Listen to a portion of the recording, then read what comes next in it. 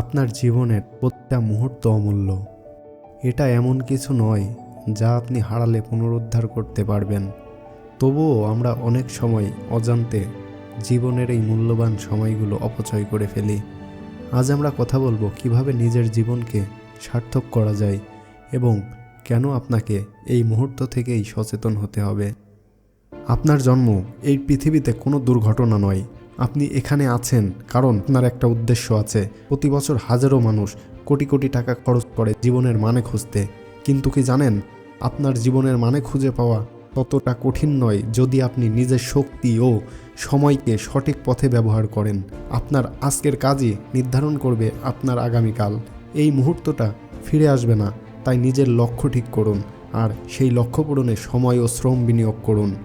আপনার কাছে প্রতিদিন মাত্র 24 ঘন্টা। এই সময় কিভাবে ব্যয় করছেন সেটা আপনার ভবিষ্যৎ নির্ধারণ করবে। আমাদের বেশিরভাগই দিন শেষে বুঝতে পারি যে আমরা অপ্রয়োজনীয় কাজ, সোশ্যাল মিডিয়ায় স্ক্রলিং বা অনর্থক আড্ডায় অনেক সময় নষ্ট করেছি। একটা ছোট উদাহরণ দেই, বিল গেটস, এলন মাস্ক বা আমাদের আশেপাশের সফল ব্যক্তিরা সবাই এই 24 ঘন্টাতেই তাদের স্বপ্ন পূরণ করেছেন। তাহলে আমরা কেন পারবো না?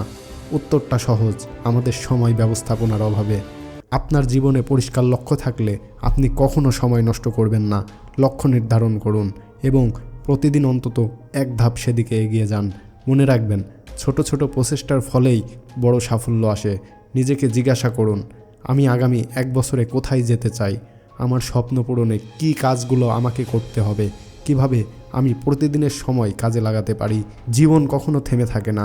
আপনি হয় এগিয়ে যাবেন, নয়তো পিছিয়ে পড়বেন। প্রতিদিন নতুন কিছু শিখুন, বই পড়ুন, অনলাইনে কোর্স করুন কিংবা অভিজ্ঞ ব্যক্তিদের সাথে সময় কাটান। জ্ঞান এবং দক্ষতা বৃদ্ধি আপনার জীবনের দিশা পাল্টে দিতে পারে। আমরা অনেক সময় বলি আগামীকাল শুরু করব, কিন্তু সেই আগামীকাল কখনো আসে না। প্রোক্রাস্টিনেশন আপনার সবচেয়ে বড় শত্রু। এই শত্রুকে আজই পরাজিত করুন। ছোট ছোট কাজ দিয়ে শুরু করুন এবং প্রতিদিন একটু একটু করে নিজেকে উন্নত করুন। ভয় আমাদের সময় নষ্ট করার সবচেয়ে বড় একটি কারণ। আমরা ব্যর্থ হওয়ার ভয়ে নতুন কিছু করতে চাই না, কিন্তু মনে রাখুন, ব্যর্থতাই সাফল্যের প্রথম ধাপ। থমাস এডিসন একবার বলেছিলেন, আমি ব্যর্থ হইনি, আমি কেবল 1000টা উপায় পেয়েছি যা কাজ করে না।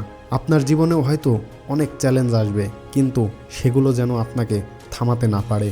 ব্যর্থতাকে শিক্ষা হিসেবে নিন এবং সামনে এগিয়ে যান। আপনার আশেপাশের মানুষদের সম্পর্কে সচেতন হন। আপনার সময় নষ্ট করা বা আপনাকে নেতিবাচকভাবে প্রভাবিত করার মতো মানুষদের থেকে দূরে থাকুন। পজিটিভিটি মানুষদের সাথে সময় কাটান, যারা আপনাকে অনুপ্রেরণা দেবে এবং এগিয়ে যেতে সাহায্য করবে। প্রতিদিন সকালে উঠে কৃতজ্ঞ হন। কৃতজ্ঞতা চর্চা আপনাকে জীবনের প্রতি ইতিবাচক দৃষ্টিভঙ্গি দেবে।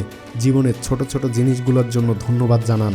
এই মনোভাব আপনাকে সময় এবং জীবনের গুরুত্ব বুঝতে সাহায্য করবে। আপনার সময় এবং শক্তি শুধু নিজের জন্য নয়, অন্যদের জন্যও ব্যয় করুন। সমাজের জন্য কিছু করুন। যখন আপনি অন্যদের জীবনকে ইতিবাচকভাবে প্রভাবিত করবেন, তখন আপনার জীবন আরও অর্থবহ হয়ে উঠবে। আপনার জীবনে প্রতিটি দিন নতুন একটি সুযোগ। আজ থেকে সিদ্ধান্ত নিন, আপনি আর এক মুহূর্তও অপচয় করবেন না।